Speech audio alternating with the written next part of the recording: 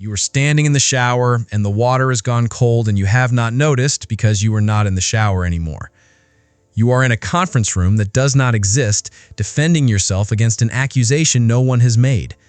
You are at a dinner that has not happened yet, saying the perfect comeback to a person who, statistically, will probably never say the thing you are preparing for. You are also somehow in a different timeline entirely, one where you took the other job, married the other person, said yes instead of no 3 years ago, and you can feel the weather in that timeline. You can feel the light coming through a window that was never built. Someone knocks on the bathroom door and you flinch like you have been caught doing something. You have not done anything. You have just been somewhere else, again, for the 11th time today, and you are starting to wonder if somewhere else is actually where you live now, and here is just a place you visit to eat and sleep. That flinch is the part nobody talks about. The somewhere else is easy to explain away as imagination, as creativity, as I just have an active mind. But the flinch, the way you get pulled back into your body like you were caught somewhere you were not supposed to be, that is the part that does not fit the easy explanation. If this was just imagination, just a fun side effect of having a brain that likes stories, why does coming back to reality feel like surfacing from underwater? Why does it feel like a small grief every single time? You would think the people who do this the most are the ones with the least going on. Bored people, idle people, people with nothing better to do than make up little movies in their heads. That is the assumption, and it is almost exactly backwards. And the gap between the assumption and the reality is where this whole thing gets interesting. Here is the part that does not add up. The people who build the most elaborate fake scenarios are very often the sharpest people in the room. They're the ones who can read a tense silence in a meeting before anyone else feels it. They're the ones who can predict how a conversation with their mother is going to spiral 4 exchanges before it spirals, with frightening accuracy. This is not a small mind wandering because it is understimulated. This is a powerful pattern recognition engine running at full capacity, and that engine is a genuine gift. It catches threats early. It rehearses hard conversations so well that when the real one happens, half of you has already survived it once. It builds entire emotional worlds with such vivid detail that some of you have written novels, built businesses, fallen in love with people who were composites of 3 different exes purely from the architecture this skill gives you. So here is the paradox, sitting right in the middle of the gift. If this is a strength, if this is the same machinery that makes you perceptive and prepared and creatively rich, why does it leave you so exhausted? Why, after an hour of imagining a conversation that never happened, do you feel like you actually had it, with all the adrenaline and the heartbreak and the heat in your face, and none of the result? Why does a mind built to protect you end up costing you the very afternoon, the very relationship, the very moment it was supposedly trying to prepare you for?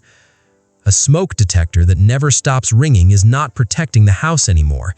It's just noise that happens to be shapes like safety. That's the cost nobody mentions when they call it overthinking like it's a quirky personality trait. It's not quirky. It's a tax, paid daily by a mind that cannot tell the difference between a rehearsal and the real thing. So where does a mind learn to do this? Where does it learn that the safest place to be is somewhere that is not actually happening? There are 2 roads into this, and most people who do this heavily have walked both at the same time without realizing it. The first road is wiring you were born with. Some brains simply run a more vivid simulation engine than others, the same way some people are born with sharper hearing or a faster sprint. Researchers studying high fantasy proneness and what is now called maladaptive daydreaming have found this capacity sits on a spectrum, and some people are, from very early childhood, simply further along it.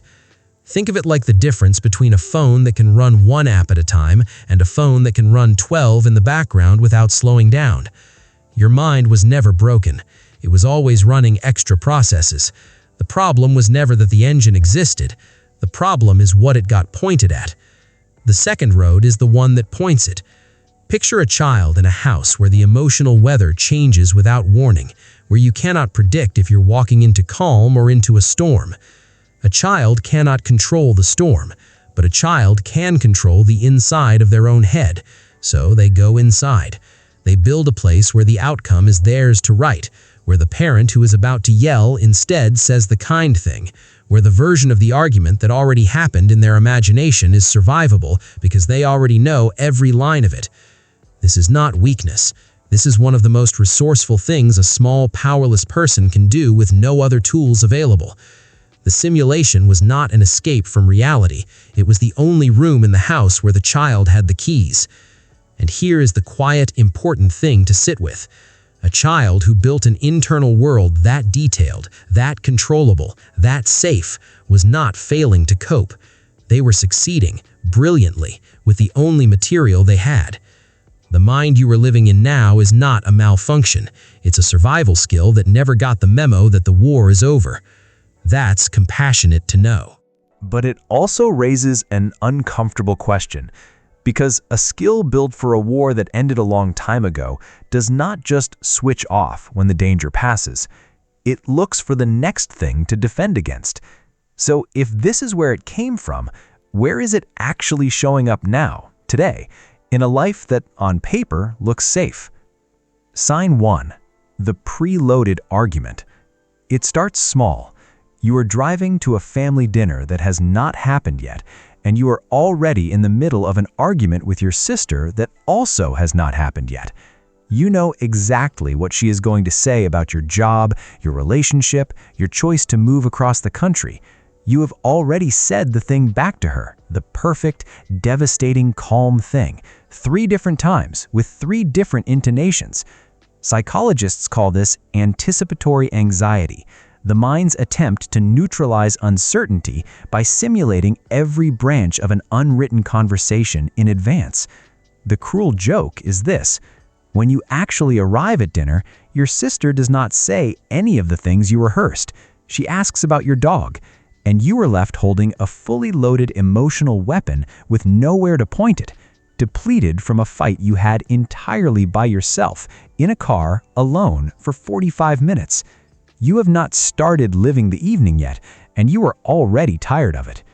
That depletion does not just evaporate when the real conversation turns out to be nothing. It has to go somewhere, and often where it goes is straight into the next thing your mind decides needs defending. Sign 2. Replaying the email you already sent. You sent the email an hour ago. It was fine. It was professional. And yet, right now, you are reading it again in your head, except this time your coworker's response is cold, clipped, slightly cruel, and you are typing back a reply that perfectly defends you, except you are doing this typing entirely inside your own skull while staring at a wall. This is the mind trying to control an outcome it has already lost control of, because the email is sent, the variable is fixed, and there is nothing left to simulate except your own torment. You are not preparing anymore. The event already happened. What you are actually doing is trying to feel certain in a moment that, by definition, cannot give you certainty until the other person actually replies. The mind hates that gap, so it fills it with a movie and casts the worst version of everyone in the lead role. And once a mind has learned to fill uncertain gaps with worst-case footage, it stops needing a real event to trigger it at all. It starts generating the gap itself. Sign 3. The argument with someone who has done nothing wrong. This one sneaks up on you because there is no trigger, no email, no upcoming dinner. You are just lying in bed and a full 3-act conflict unfolds with your partner about something they have not said, have not implied, have not even thought about. You feel genuinely wounded by the end of it. You might even feel a flicker of resentment toward them the next morning for a crime that exists only in a country you built yourself out of nothing on a Tuesday night. This is your nervous system treating a hypothetical threat with the same chemical seriousness as a real one, flooding you with cortisol over a sentence that was never spoken by a person who was the entire time asleep beside you. The body cannot tell the difference between the dress rehearsal and the opening night. As far as your bloodstream is concerned, the wound is real. And once the body starts treating fiction like fact, the mind learns it doesn't need conflict to disappear into another world.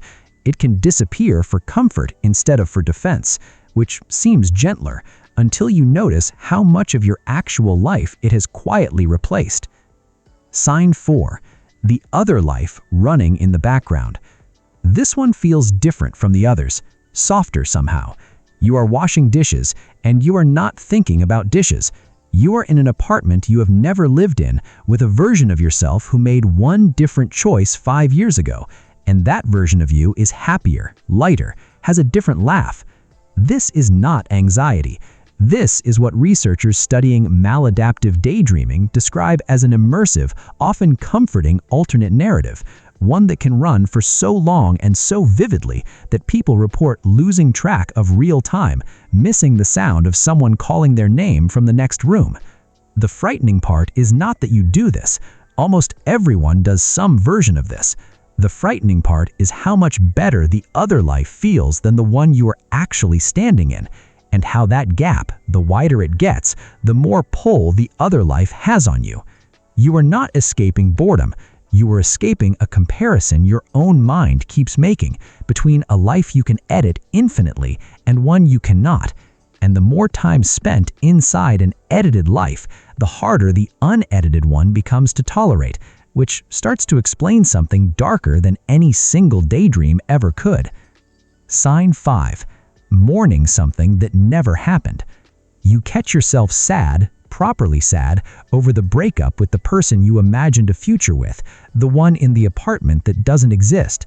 Or you feel a strange, quiet grief over a job you turned down 2 years ago, mourning a version of your career that was never real, that you invented entirely, and then lost entirely also by inventing it.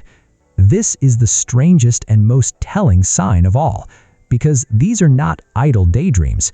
Your nervous system formed an attachment to a future, treated it as real enough to invest in, and is now grieving its absence the same way it would grieve an actual loss. You are running on emotional fuel that was spent on a life that was never going to happen, which means you have less fuel left for the one that is. So if a mind can grieve something fictional this deeply, prepare for conflicts that never arrive, and treat a hypothetical wound as gospel, the real question stops being, what are the signs? The real question becomes, what happens to a person who lives like this for years, not days? What does this become eventually, if nothing interrupts it? Here is the mechanism underneath all 5 signs, the one thing none of them tell you on their own. Every single time you simulate a conflict and survive it in your head, your brain logs a small, quiet victory. It says, danger appeared, I handled it, we are safe. And because that feels like relief, your brain wants to do it again. This is how a defense mechanism becomes a trap. The simulation was supposed to prepare you for reality. Instead, it becomes a substitute for it, because the simulated version is always more satisfying than the real one. In the simulation, you are eloquent. You win the argument. You say the perfect thing at the perfect moment. Reality, by comparison, is clumsy and unscripted and frequently disappointing, and a mind that has tasted the clean victory of the rehearsal starts to quietly prefer it over the messy, unguaranteed real thing. This is the loop nobody warns you about. The more you rehearse a conversation, the less likely you are to actually have it, because some part of you has already gotten the emotional payoff without the risk.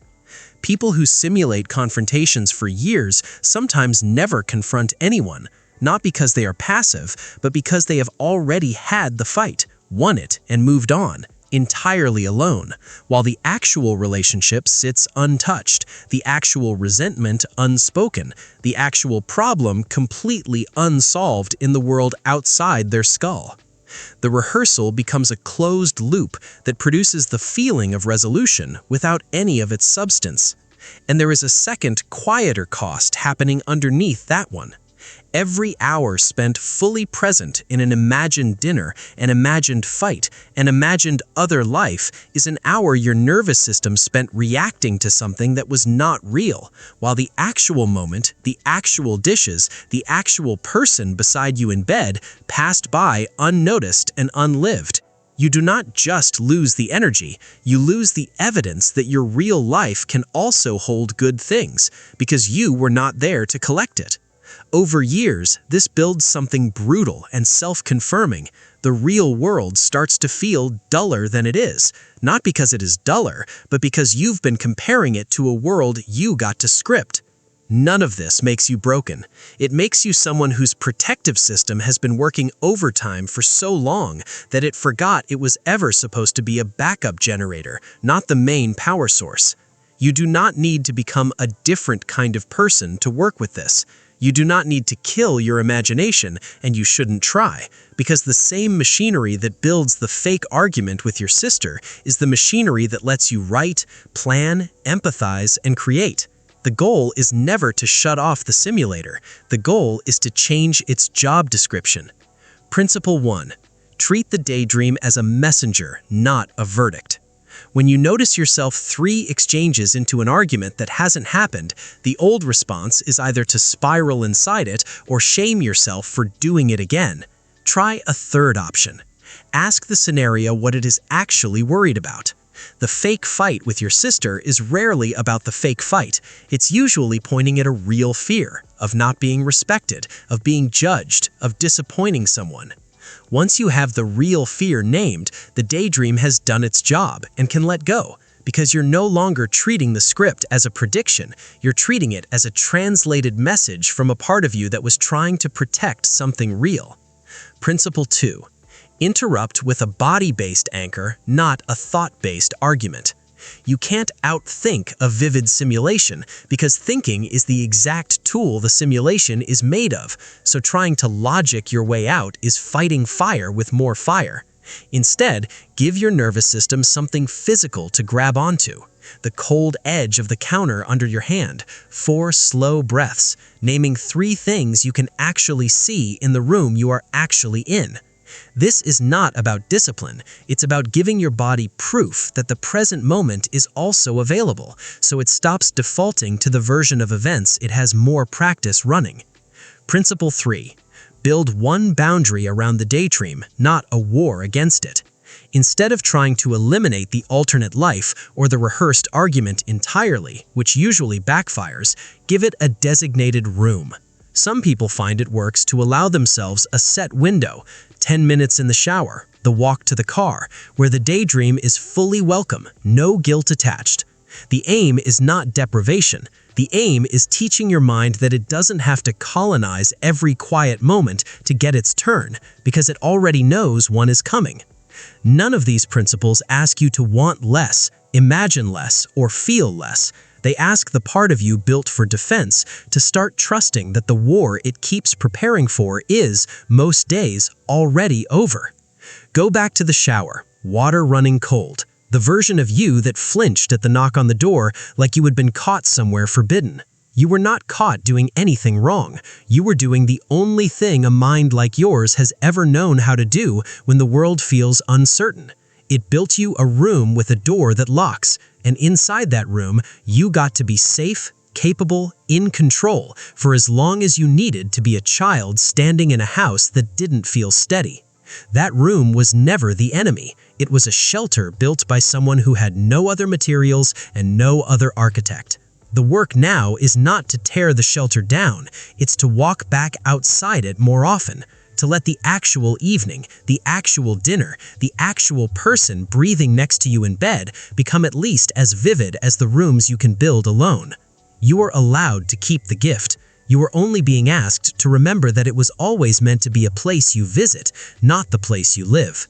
The water has probably gone cold again right now, somewhere in someone's shower, mid-argument with a sister who has done nothing wrong yet.